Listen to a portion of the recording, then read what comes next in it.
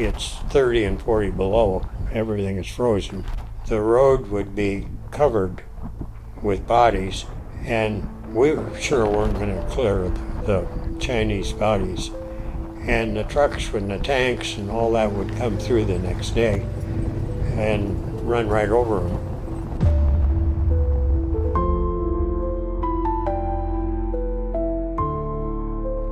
They had me charging up a hill with a machine gun, and I don't know why I wasn't more afraid then. And until you go into battle, you don't know what you're going to do. My story goes back to 1949 when I joined the reserves, 17 years old. The following year, that was the year that the Korean War started. We were activated.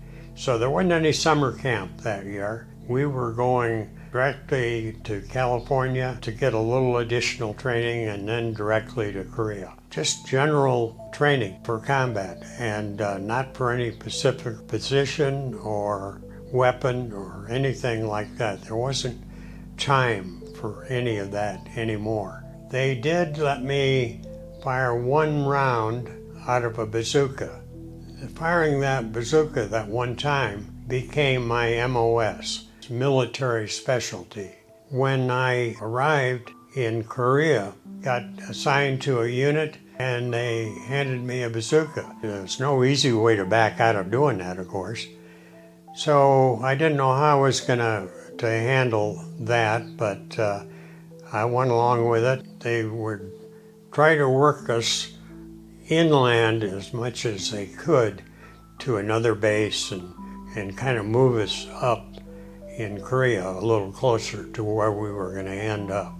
They put me in a truck, and finally I ended a little ways up in Korea. And this is when we were going into the Chosin Reservoir. The Chinese wanted to fight at night. They had a nice way of creeping up and slitting throats. And there was very little sleep. We had boots on that were called shoe packs. They were a rubberized boot, and your feet would sweat in them. If moisture in the boot, when you stopped moving then, the feet would tend to freeze up.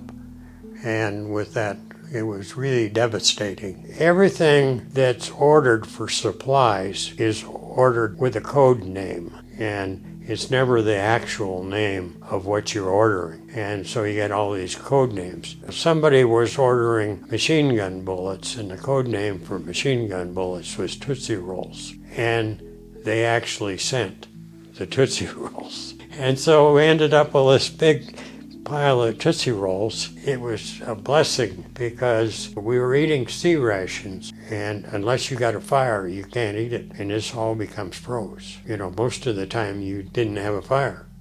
We were moving ahead up a road. Generally, they were either steep up or steep down. So what they had me doing at that time was walking along the front of the Jeep, which was carrying the officers. So my job was to keep them on the road. And by this time it's dark. We were receiving a lot of fire from the Chinese, and this fire would originate from a long distance away. So it wasn't very accurate. We were constantly trying to walk along the side of a truck where we'd have some protection, or it would look like we had some protection anyway.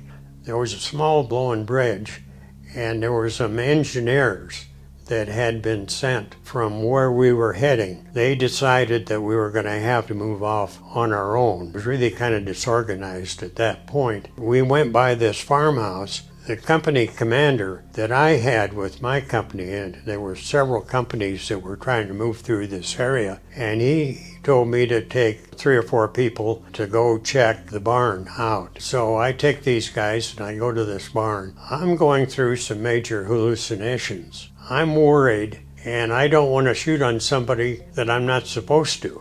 I couldn't trust what I was seeing. I decided that even if I saw somebody, I wasn't going to shoot. The farmhouse had a lot of people that were camped out inside of it. The company commander on the 105s decided that they were going to spend the night in this farmhouse. They weren't going to move on. My company commander didn't like that idea. He's going to move on down the road because it looked to him like a good spot for an ambush.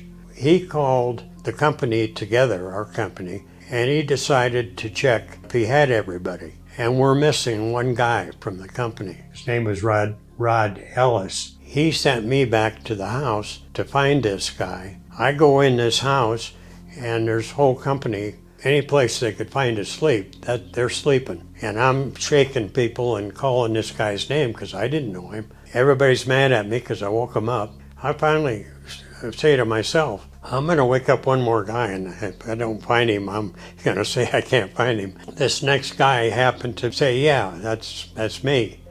I had to wait for him to get out of his sleeping bag. He'd crawled in it, unfortunately, and get his boots on and all that. It took some time for him. He was really slow, and I'm waiting for him and waiting for him. We go outside. I figure my company is going to be waiting for me out there. No, they weren't. There wasn't anybody waiting. I didn't know what to do. I figured, well, I shouldn't stay there. I should walk on down the road. Maybe we can catch up with them. So I start walking down the road. I don't see anybody. I mean, we just keep walking and keep walking and keep walking. I heard something that I thought was a truck. I yell, 4.2 mortars, 4.2 mortars. The sound stopped, the truck stopped. That really worried me because I knew none of this makes sense. So I told this guy that, hey, we're going to turn around and go back to the farmhouse.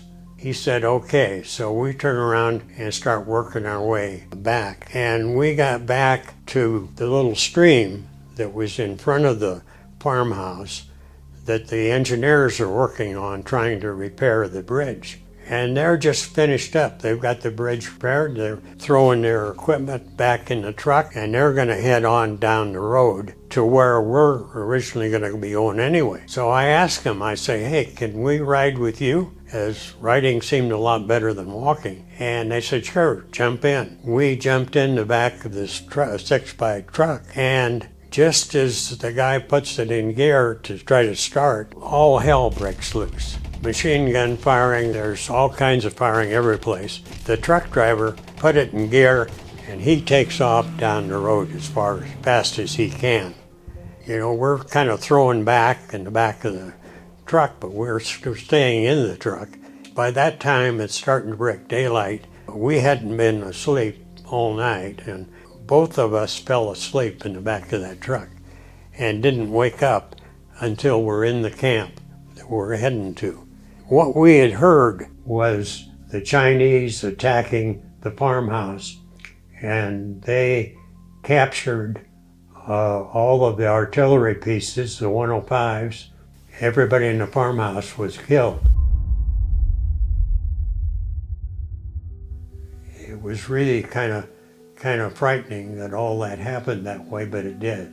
So I never saw Rod Ellis again after I left him there. When I was in a reunion of the Chosin Few some 10 or 15 years later, a bunch of us were sitting around talking that were at that reunion, and I told this story that basically I thought I'd saved his life. The guy across the table from me spoke up and says, that guy was me.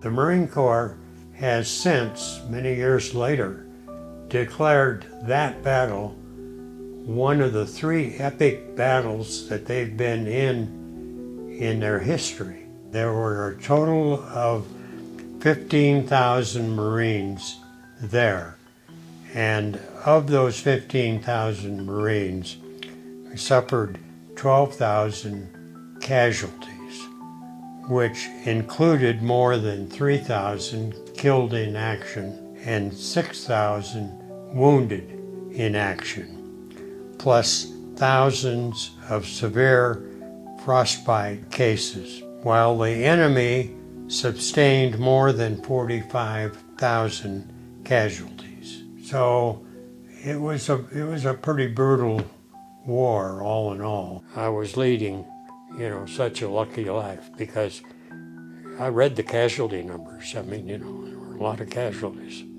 I did just what they told me to do, and that's how I avoided it, because I did exactly. Luann does the same thing. You tell her to do something, she does it.